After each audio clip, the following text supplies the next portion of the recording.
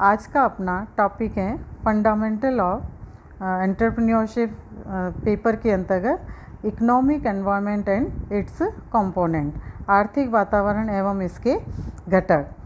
आर्थिक वातावरण का जैसे अपन ने अर्थ समझा कि आर्थिक वातावरण का अर्थ उन समस्त बाहरी घटकों से है जो धनोपार्जन संबंधी क्रियाओं को प्रभावित करते हैं। तो इसलिए अगर हम इसको संक्षिप्त में समझें कि आर्थिक वातावरण में वे सभी तत्व या घटक सम्मिलित होते हैं जो प्रत्यक्ष या परोक्ष रूप से मानव के आर्थिक जीवन को प्रभावित करते हैं। यानी आर्थिक वातावरण के अंतर्गत सारी व्यक्ति की आर्थिक क्रियाएं प्रभावित करती हैं और एक व्यक्ति को अपने आसपास के वातावरण के अनुरूप अपने व्यावसायिक क्रियाओं को करना होता है, व्यावसायिक कार्यों को करना होता है ताकि वो अपना धनोपार्जन, अपनी आय को प्राप्त कर सके।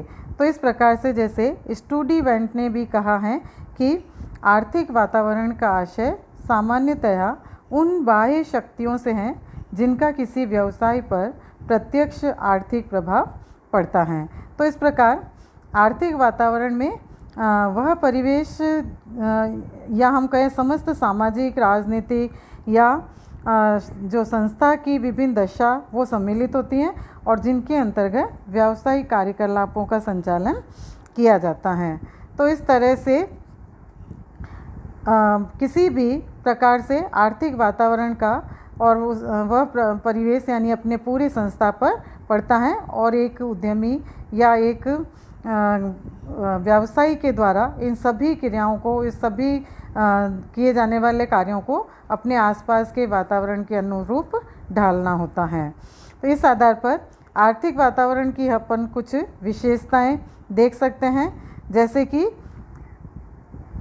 यह आर्थिक क्रियाओं से संबंधित है क्योंकि इसमें वैधानिक व्यावसायिक कार्य एवं व्यक्ति द्वारा अर्जित करने एवं उसे कुशलतापूर्वक व्यय करने से संबंधित क्रियाओं को सम्मिलित किया जाता है। इसी प्रकार से यह गतिशील होता है क्योंकि आर्थिक विषयों से संबंधित नीतियों और विधियों को समय समय पर बदलते रहना पड़ता है या उनको बदलते रहते हैं। वातावरण के क्या है, दो प्रकार होते हैं, आंतरिक एवं बाहरी।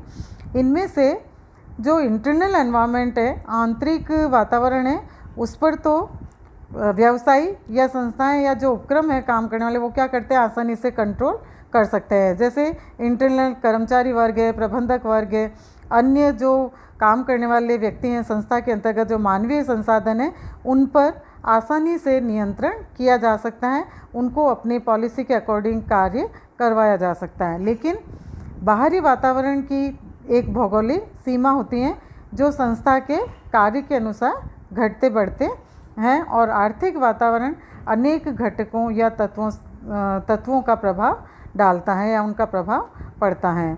तो इस प्रकार से सामाजिक, सांस्कृतिक और राजनीतिक कई प्रकार के ऐसे घटक हैं जिनका आर्थिक वातावरण के अंतर्गत प्रभाव पड़ता है। अब हम देखते हैं कि व्यावसायिक वातावरण को प्रभावित करने वाले कौन से ऐसे प्रमुख घटक हैं या तत्व हैं। जैसे प्राकृतिक संसाधन, नेचुरल रिसोर्सेज। आर्थिक वातावरण को यानी कि देश में उपलब्ध प्राकृतिक संसाधन जैसे भूमि, मिट्टी की किस्म, खनिज संपदा, जल संपदा, वनस्पति, इस तरह की या जलवायु आदि प्रभावित करते हैं। तो जो प्राकृतिक साधनों की प्रचुरता, अनुकूलता, उनके दोहन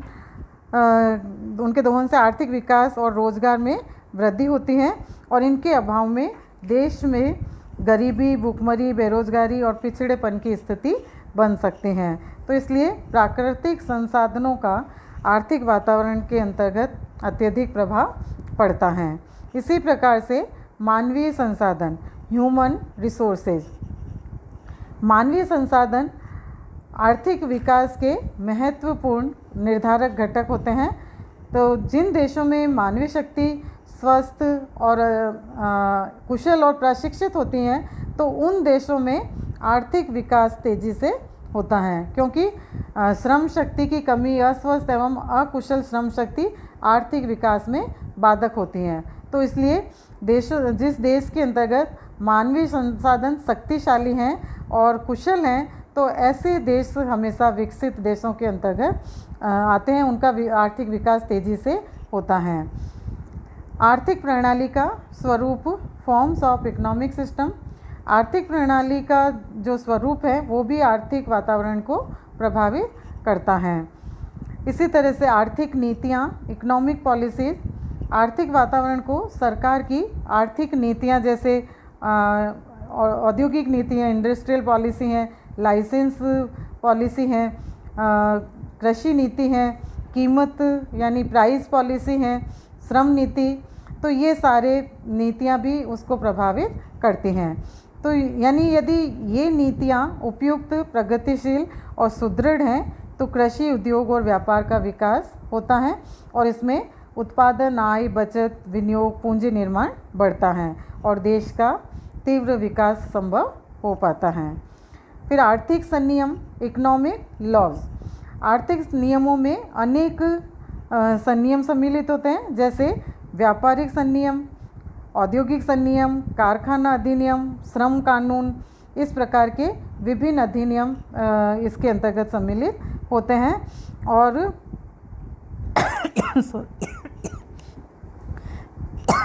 सॉरी, इन संनियमों के द्वारा व्यावसायिक वातावरण का नियमन होता है। इसके अतिरिक्त सभी लोगों में आर्थिक वातावरण की स्थिरता और निरंतरता का विश्वास भी होने लगता है। नेक्स्ट है पूंजी निर्माण एवं निवेश, कैपिटल फॉर्मेशन एंड इन्वेस्टमेंट। पूंजी निर्माण आर्थिक वातावरण का एक प्रमुख घटक है, क्योंकि देश में पूंजी निर्माण की दर, पूंजी बाजार का विकास और निवेश की उपलब्धता देश का व्यावसायिक वातावरण प्रत्यक्ष रूप से प्रभावित होता है। तो इनके सकारात्मक विकास से देश में व्यवसाय के विकास का वातावरण बनता है एवं बना रहता है और इसके विपरीत स्थिति में देश में व्यावसायिक वातावरण निराशाजनक या अविकसित होता है। फिर है मौद्रिक एवं राजकोषीय नीतियाँ, मॉनेटरी एंड फिस्कल पॉलिसीज। मौद्रिक नीति के द्वारा सरकार निश्चित उद्देश्यों की पूर्ति के लिए देश में मुद्रा एवं साख की मात्रा को नियंत्रित करती हैं और जब तेजी काल होता है, यानी किसी भी देश के अंतर्गत मुद्रा और साख की मात्रा में अगर तेजी है तो ऐसी स्थिति के अंतर्गत मुद्रास्फीति को नियंत्रित कर आर्थिक स्थिरता प्रदान की जाती है और इसके विपरीत मंदी काल में मुद्रा एवं साख की मात्रा बढ़ाकर आर्थिक विकास को गति दी जाती हैं। बाजार की स्थितियाँ, सिचुएशन ऑफ मार्केट। आर्थिक वातावरण बाजार की स्थितियों से भी प्रभावित होता है, जो पूर्ण प्रतियोगिता की स्थिति में बाजार में अति उत्पादन, कम लागत, प्रतिस्पर्धा और सामान्य लाभ आदि होने से साधनों का अनुकूलतम उपयोग होता है। और जब एकाधिकारी बाजार में ऊंची लागत, ऊंची कीमत, कम उत्पादन, एकाधिकारी लाभ एवं उपभोक्ताओं का शोषण होने के कारण विकास में बाधा आती है। अपूर्ण प्रतियोगिता के अंतर्गत स्थिति में क्या होता है कि विविधता पूर्वक उत्पादन के साथ अधिक लाभ तथा कम उत्पादन के साथ विज्ञापन लागतों में कैसी प्रतिस्पर्धा होती है? गला घोट प्रतिस्पर्धा को जन्म मिलता है। तो इस प्रकार बाजार की उपयुक्त स्थितियों के अनुरूपी आर्थिक वातावरण निर्धारित होता है और कभी कभी जो सरकार को बाजार व्यवस्था पर भी नियंत्रण करना पड़ता है। इसी प्रकार से उद्यमी एवं नवप्रवर्तन, एंटरप्रेन्योर एंड इनोवेशन, किसी भी देश के आर्थिक वातावरण को प्रभावित करने वाले घटकों में उद्यमी और नवप्रवर्तन भी एक महत्वपूर्ण घटक होता है। जैसे कि बच्चों, प्रोफेसर शुम्पेटर ने कहा कि आर्थिक विकास तकनीकी प्रगति एवं नवप्रवर्तनों पर निर्भर करती हैं। तो जो उद्यमी है या जो साहसी ही है, जो कि संसाधनों का उपयोग करके तकनीकी ज्ञान का लाभ उठाते हुए आर्थिक विकास में योगदान देता है। इसी प्रकार से पूंजी एवं मुद्रा बाजार, कैपिटल एंड मनी मार्केट, तो ये दोनों आर्थिक वातावरण के महत्वपूर्ण घटक माने जाते हैं। आर्थिक दशा, इकोनॉमिक कंडीशन, किसी भी देश की आर्थिक दशा से ही आर्थिक वातावरण का निर्धारण होता है। और यदि आर्थिक दशा अच्छी है तो ये कहा जा सकता है कि आर्थिक वातावरण अच्छा है, अन्यथा खराब है। इसी प्रकार विदेशी पूंजी एवं ऋण, फॉरेन कैपिटल एंड डेट, किसी भी देश के आर्थिक वातावरण को प्रभावित करने वाला एक प्रमुख घटक विदेशी पूंजी एवं ऋण की उपलब्धता भी होता है।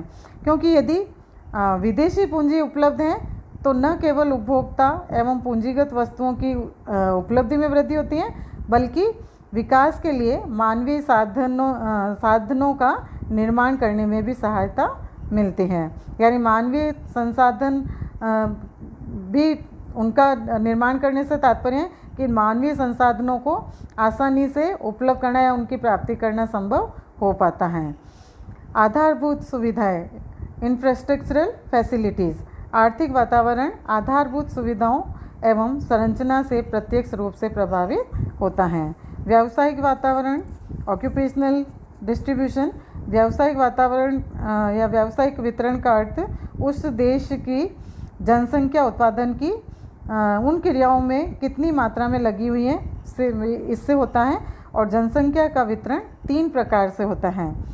प्राथमिक क्षेत्र में कृषि, मत्स्य पालन, वन, डेयरी और पशुपालन, और द्वितीय क्षेत्र में उद्योग, खनन, निर्माण, जन उपयोगी वस्तुएं सम्मिलित होती हैं। और तीसरी जो क्षेत्र है उसमें सभी प्रकार की सेवाएं जैसे बैंक, बीमा, परिवहन, शिक्षा, चिकित्सा आदि सम्मिलित होते हैं। तो ये सारे जो व्यावसायिक वितरण है ये भी आर्थिक वातावरण को प्रभावित करते हैं। इसी प्रकार से राष्ट्रीय आय एवं वितरण, नेशनल इनकम एंड डिस्ट्रीब्यूशन, आर्थिक वातावरण को राष्ट्रीय आय की मात्रा एवं उसका वितरण भी प्रभावित करता है। जिस देश में राष्ट्रीय आय जितनी अधिक होगी वहाँ का आर्थिक वातावरण उतना ही विकास के अनुकूल होगा, क्योंकि राष्ट्रीय आय के कारण प्रति व्यक्ति आय ज़्यादा होगी। तो इसके परिणाम स्वरूप लोगों की जो क्रय शक्ति है वो क्या है, बढ़ती हैं, उनकी क्रय शक्ति ज़्यादा हो जाती हैं। फिर कुशल संगठन, एफिशिएंट ऑर्गेनाइजेशन, आर्थिक वातावरण को प्रभावित करने वाले घटकों में एक घटक देश का कुशल संगठन भी है। तो जैसे इसके लिए बच्चों प्रोफेसर डॉब के अनुसार यानी उन्होंने कहा है कि आर्थिक विकास की समस्या मुख्यतः क्या है, वित्तीय समस्या नहीं है, बल्कि यह तो आर्थिक संगठन एवं व्यवस्था की समस्या है। तो एक अच्छे संगठन एवं व्यवस्था द्वारा कम संसाधनों से भी अधिक तीव्र गति से विकास किया जा सकता है। तो इस प्रकार से प्रोफेसर मार्शल के अनुसार सबसे जो अधिक बहुमूल्य पूंजी है वो वह है जो मनुष्यों में विनियोजित की जाती हैं, और इस प्रकार कुशल संगठन के द्वारा ही उपलब्ध संसाधनों का अधिकतम उपयोग करते हुए आर्थिक विकास को गति प्रदान की जा सकती हैं। आज अपन इतना ही करेंगे। नेक्स्ट वीडियो में अपन अध्ययन करेंगे गैर आर्थिक वातावरण एवं इसके घटक।